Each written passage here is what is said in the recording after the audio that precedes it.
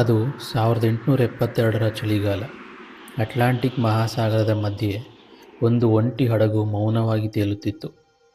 ಪಾಳೆಗಳು ಸಂಪೂರ್ಣವಾಗಿ ಎತ್ತಲ್ಪಟ್ಟಿದ್ದವು. ಸರಕುಗಳು ಅಸ್ಪರ್ಶಿತವಾಗಿದ್ದವು. ಆದರೆ ಒಬ್ಬರೂ ಜೀವಂತ ಮಾನವರಿರಲಿಲ್ಲ. ಆ ಹಡಗಿನ ಹೆಸರು ಮೇರಿ ಸೆಲೆಸ್ಟ್. ಮುಂದೆ ಅದು ಮಾನವ ಇತಿಹಾಸದ ಅತ್ಯಂತ ಭಯಾನಕ ಸಾಗರ ರಹಸ್ಯಗಳಲ್ಲಿ ಒಂದಾಗಿ ಪರಿಣಮಿಸಿತು. ಇದು ಪ್ರೇತ ಹಡಗು, ಆದರೆ ಇಲ್ಲಿ ಪ್ರೇತಗಳಿಲ್ಲ, ಪ್ರಶ್ನೆಗಳು ಮಾತ್ರ. ಮತ್ತು ಯಾವುದೇ ಬಿರುಗಾಳಿಗಿಂತ ಜೋರಾಗಿ ಕೂಗುವ ಒಂದು ಮೌನ. 1872 ಡಿಸೆಂಬರ್ 4. ಡೈಗ್ರೇಷಿಯಾ ಎಂಬ ಹಡಗಿನ ಸಿಬ್ಬಂದಿಗೆ ಸಾಗರದ ಮಧ್ಯೆ ಅಸಹಜವಾಗಿ ತೇಲುತ್ತಿದ್ದ ಒಂದು ಹಡಗು ಕಾಣಿಸಿತು. ಯಾವುದೇ ಸಂಕೇತವಿಲ್ಲ, ಯಾವುದೇ ಪ್ರತಿಕ್ರಿಯೆ ಇಲ್ಲ. ಅವರು ಹಡಗಿನ ಮೇಲೆ ಏರಿದರು.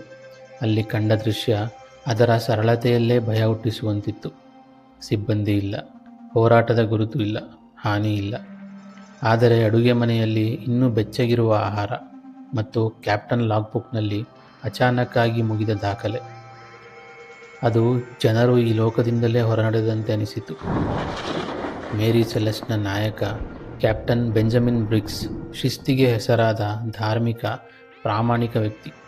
ಅವರ ಜೊತೆಗೆ ಪತ್ನಿ ಸಾರಾ, 2 ವರ್ಷದ ಮಗಳು ಸೋಫಿಯಾ ಮತ್ತು ಆಯ್ದು ತೆಗೆದುಕೊಂಡ 7 ನಾವಿಕರು. ಅನುಭವಿಗಳು. ಮದ್ಯಪಾನವಿಲ್ಲ, ಹಿಂಸಾಚಾರ, ದಂಗೆ ಅಥವಾ ದ್ರೋಹದ ಇತಿಹಾಸವೇ ಇಲ್ಲ. ಇದು ಅಶಾಂತಿಗೆ ಹುಟ್ಟಿದ ಹಡಗೂ ಅಲ್ಲ. ಹಡಗಿನ ಸ್ಥಿತಿಯು ಚೆನ್ನಾಗಿತ್ತು. 1700ಕ್ಕೂ ಹೆಚ್ಚು ಬ್ಯಾರಲ್ಗಳ ಕೈಗಾರಿಕಾ ಮದ್ಯ, ಬಹುತೇಕ ಅಸ್ಪರ್ಶಿತ. ಆದರೆ ಜೀವರಕ್ಷಕ ದೋಣಿ ಕಾಣೆಯಾಗಿತ್ತು. ಹಡಗು ಮಾತ್ರ ಇನ್ನೂ ತಿಂಗಳುಗಳ ಕಾಲ ಸಾಗುವ ಸ್ಥಿತಿಯಲ್ಲಿತ್ತು. ಲಾಗ್ ಪುಸ್ತಕದಲ್ಲೂ ಬಿರುಗಾಳಿ ಇಲ್ಲ, ಅನಾರೋಗ್ಯ ಇಲ್ಲ, ಶತ್ರುಗಳಿಲ್ಲ. ಅತಿ ದೊಡ್ಡ ರಹಸ್ಯ ಏನೆಂದರೆ, ಪೂರ್ಣ ಸುರಕ್ಷಿತವಾಗಿದ್ದ ಹಡಗನ್ನು ಸಾಗರದ ಮಧ್ಯೆ ಯಾಕೆ ಬಿಟ್ಟು ಹೋದರು? ಒಂದು ತತ್ವ ಹೇಳುತ್ತದೆ, ಸಾಗರದ ಅಡಿಯಲ್ಲಿ ಸಂಭವಿಸಿದ ಭೂಕಂಪ, ಸೀಕ್ವೇಕ್, ಇದು ಹಡಗನ್ನು ಬಲವಾಗಿ ನಡುಗಿಸಬಹುದು, ಆದರೆ ಯಾವುದೇ ಹಾನಿಯ ಗುರುತು ಬಿಟ್ಟುಕೊಡದೆ. ಇದಕ್ಕೆ ಜೊತೆಗೆ ವಾಟರ್ ಸ್ಪೌಟ್, ಸಮುದ್ರದ ಮೇಲೇಳುವ ಭೀಕರ ಜಲಚಕ್ರ. ಗಾಳಿ, ಗರ್ಜನೆ, ಹಡಗು ಅಲುಗಾಡುವುದು, ಆ ಶಬ್ದಗಳು ಕ್ಯಾಪ್ಟನ್ಗೆ ಭಯ ಹುಟ್ಟಿಸಿರಬಹುದು. ಹಡಗಿನಲ್ಲಿದ್ದ ಮದ್ಯದ ಬ್ಯಾರಲ್ಗಳು ಕೆಲವು ನಂತರ ಲೀಕ್ ಆಗಿದ್ದವು ಎಂದು ದೃಢಪಟ್ಟಿತ್ತು. ಅಂದರೆ ಕಣ್ಣಿಗೆ ಕಾಣದ, ಆದರೆ ಅತ್ಯಂತ ಅಪಾಯಕಾರಿ ಮದ್ಯದ ಆವಿಗಳು ಸರಕು ಕೋಣೆಯಲ್ಲಿ ತುಂಬಿರಬಹುದು. ಮದ್ಯದ ಆವಿ ಸ್ಫೋಟವಾದರೆ ಸುಡುವ ಗುರುತು ಇರುವುದಿಲ್ಲ. ಒಂದೇ ಕ್ಷಣದಲ್ಲಿ ಭೀಕರ ಒತ್ತಡದ ಹೊಡೆತ. ಒಂದು ಚಿಕ್ಕ ಕಿಡಿ, ಅಂದರೆ ಕ್ಷಣಿಕ ಮರಣ. ಕ್ಯಾಪ್ಟನ್ ಬ್ರಿಗ್ಸ್ ವಾಸನೆ, ಅಸಹಜ ಶಬ್ದ, ಹಡಗಿನ ಸ್ವಲ್ಪ ವಾಲುವಿಕೆ ಕಂಡು ಕುಟುಂಬವನ್ನು ಉಳಿಸಲು ತಾತ್ಕಾಲಿಕವಾಗಿ ದೋಣಿಗೆ ಇಳಿಯುವ ಆದೇಶ ನೀಡಿರಬಹುದು. ಆದರೆ ಜೀವರಕ್ಷಕ ದೋಣಿಯ ಹಗ್ಗ ತುಂಡಾಗಿ ಅವರೆಲ್ಲ ಸಮುದ್ರದ ಪಾಲಾಗಿರಬಹುದು. ಒಂದು ಅಲೆ, ಒಂದು ಗಾಳಿ, ದೋಣಿ ದೂರ ಸರಿಯಿತು. ಸಾಗರದಲ್ಲಿ ಶಾಶ್ವತವಾಗಿ ಕಳೆದು ಹೋಯಿತು. ಮೇರಿ ಸೆಲೆಸ್ಟ್ ಮಾತ್ರ ಮುಂದೆ ಸಾಗುತ್ತಲೇ ಇತ್ತು, ಒಂಟಿಯಾಗಿ, ಮೌನವಾಗಿ.